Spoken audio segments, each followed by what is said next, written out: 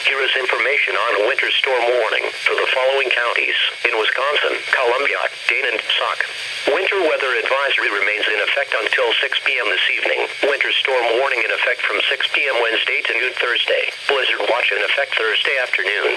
The National Weather Service in Milwaukee has issued a winter storm warning for heavy snow and blowing snow, which is in effect from 6 p.m. Wednesday to noon Thursday.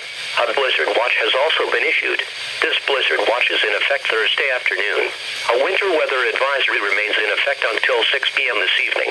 Timing: snow will diminish this afternoon and end. The more significant snow will begin Wednesday evening and diminish Thursday afternoon and evening. Heaviest snow expected from early Thursday morning to about noon Thursday. Snow accumulations 10 to 16 inches. Thinner snow with rates of 2 to 3 inches per hour may briefly occur.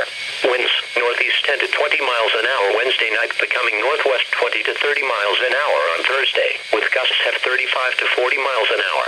Impacts: travel becoming difficult late Wednesday night and continuing through Thursday evening. Significant blowing and drifting snow and potential for near zero visibility, whiteouts, and blizzard conditions Thursday afternoon and evening.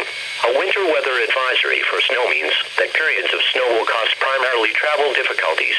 Be prepared for snow-covered roads and limited visibilities, and use caution while driving.